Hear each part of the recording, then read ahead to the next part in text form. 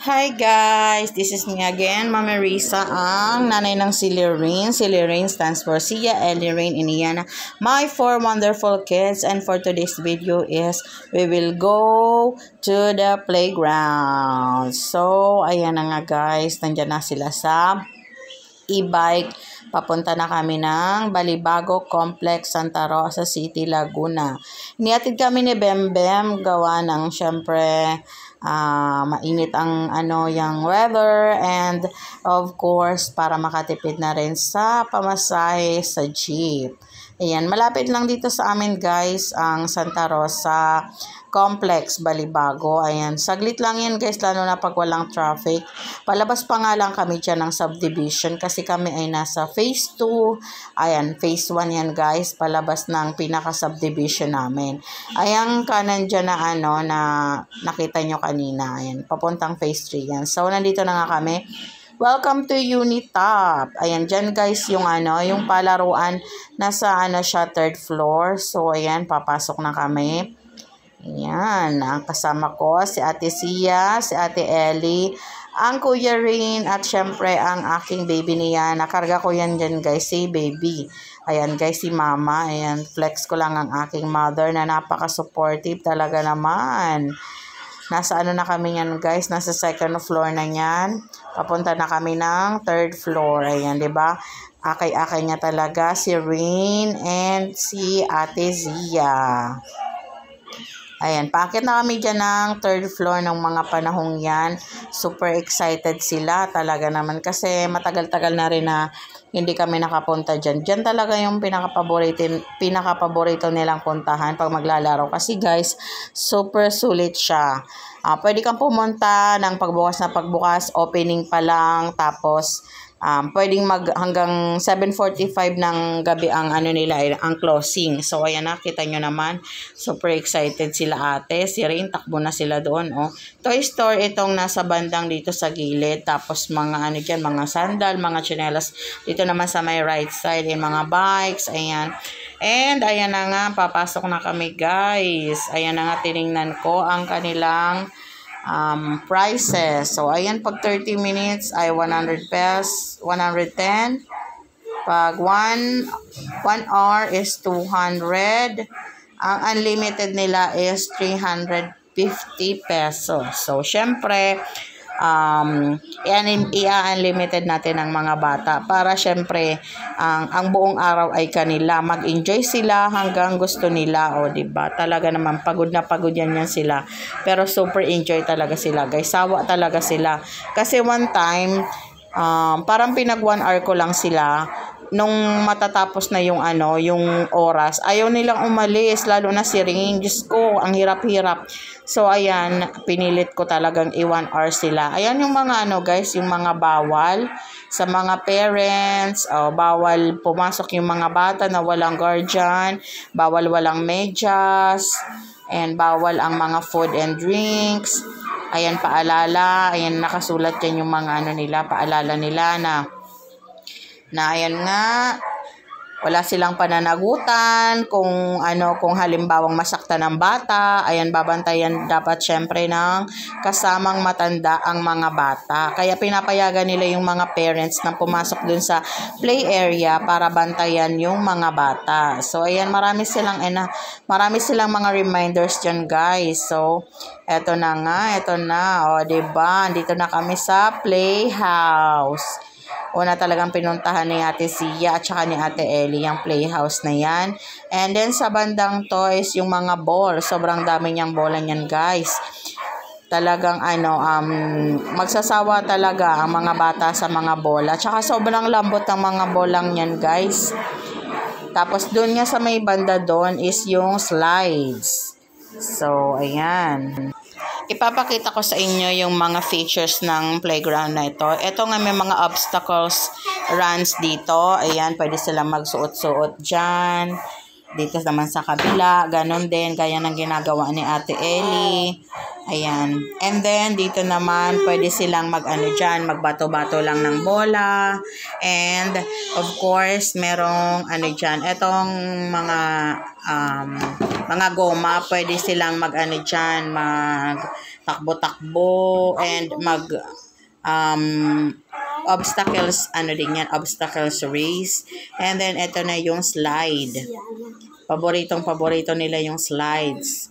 And syempre, ang aking baby, si Niana is hindi niya pa talaga kaya mag-slides dyan. Kaya dito muna si Yana sa akin. Hawak-hawak ko lang siya. O diba? Tuwan-tuwa sila.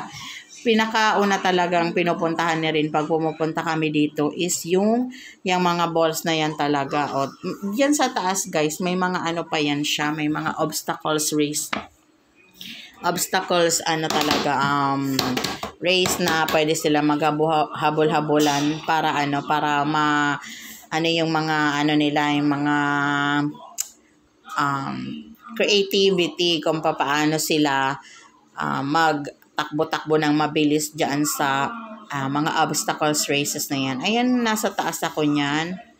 Ayan, may mga design pa yan sila ng mga fishes. Ayan. Sabi nga ni Ellie, Mama, huwag kang pumunta dyan kasi mamaya baka magiba daw. Grabe si Ellie po. And then, ayan, nasa taas pa rin ako. Ayan yung dolphin na nasa baba. Pwede sila dyan magsakay-sakay. Ayan, pampa-relax yan. Gustong-gusto nga dyan yung baby ni Yana. Ayan, nasa taas pa din ako. Yan yung nasa baba is yung trampoline. Tapos may dyan, wall climbing din. Hindi na ako pumasok dyan guys kasi delikado. Baka nga magiba kasi parang mga lang siya eh. Malinipis lang. Pero hindi safe naman yan sa mga kids. So ayan na nga si Rain. Sumunod pa talaga sa akin. Grabe talaga. Sobrang enjoy talaga sila dito. Ayan, sabi ko nga sa kanya bababa na kami para ipapakita ko naman yung yung nasa baba. Kasi inuna ko munang ipakita sa inyo itong mga features na nandito sa taas. So, ayan nga. One time, trinay ko naman yan. Hindi naman yan nagiba. Medyo naman yan. Okay naman. So, ayan na nga. Mag-slide na tayo. Ayan, nag-slide din ako dyan, guys. Syempre. Ayan.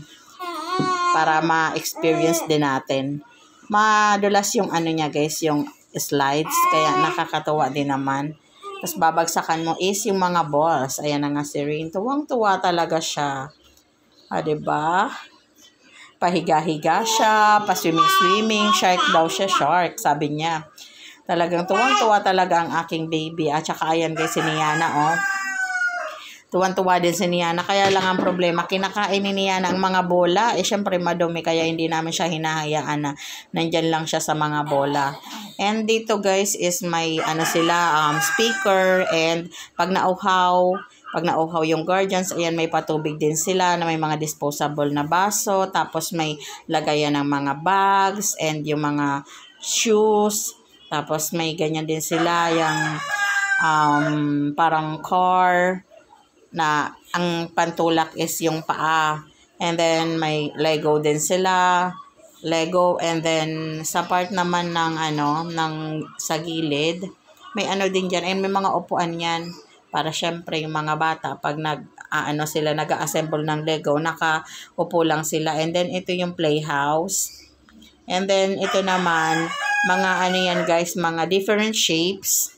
Pwedeng buuhin ng mga bata kung yung gusto nilang mabuo sa mga shapes na yan. And then may mga malalaking bola dito. Si kuya nga na taga-ayos. Mayat nang inayos. Pagkagulo ng mga bata, nandiyan na naman siya.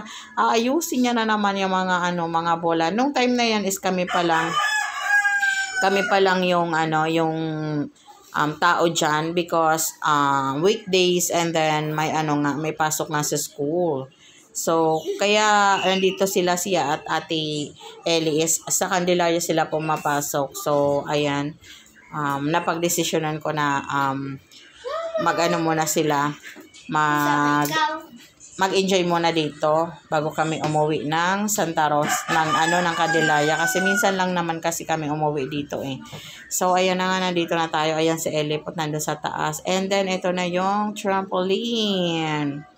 Nakakahilo yan guys. Ewan ko, hindi talaga ako sanay mag-trampoline. Kaya sobrang nahihilo ako dyan. Ayan, pwede yan guys, dyan, idikit yung mga bata, tapos picturean. Meron din sila dito yung mga poems. Mga foam yan guys, para syempre yung mga bata pag nag-wall climbing, pagbagsak nila is hindi sila masasaktan. So ayan, nag-try din sila dyan, sila si at si Ellie. Malawak din yung ano nila, yung trampoline area nila. Talagang mag-enjoy din talaga yung mga kids na mahilig magtalon-talon. Yan na nga si ate. Tapos sabi ko nga kay ate, mag-try siya ng wall climbing.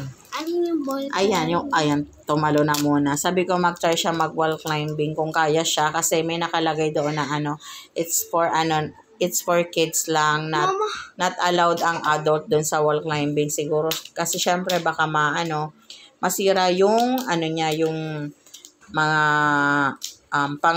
yung mga pang tape. So ayan, bawal din ilipat yung mga foams dito sa trampoline. Diyan lang siya dapat, diyan lang sa pwesto niya. Ayan, so si ate is itatry niya na ang pag-wall climbing. Mag-i-enjoy talaga dito guys ang mga anak nyo kasi ang daming pwede nilang gawin dito sa area na to. Ayan. And then, ayan pa, na nga kami ni ate. Sabi ko sa kanya magtalon-talon muna siya kasi most of the time ay nandun talaga kami sa, sa mga bola kasi malamig nakatapat dun yung aircon sa may mga balls. Ayan nga si kuya, shout out sa iyo kuya na napakasipag. Kahit ginugulo ng mga bata yung mga gamit, syempre mga bata, inaayos niya talaga ng inaayos kada may gulo, aayusin uli ni kuya. So ayan, yung dolphin na yan guys is kusang umiikot yan, bawal yan paikuti ng ng mabilis siguro kasi syempre iniiwasan nilang masira yung dolphin na yan. And then ayan na ang aking baby loves na si Niana. Ayan, thank you so much Mama Susan sa iyong paghahawak kay baby. Yan, si Ellie po, nag-ano siya, Sabi niya, videohan mo ako, mama. Sabi ko, sige, ayan. Nag-obstacles, siya dito, Obstacles, race dito sa obstacles, area na ito. And then, dito sa mga gulong-gulong. Yan, diba? Para talagang maano yung mga bata natin. Ma-enhance yung kanilang mga obstacles, mines, games, diba? Nauhaw na siya. So, ayan, inom-inom na siya ng water dyan. Diretso tapon.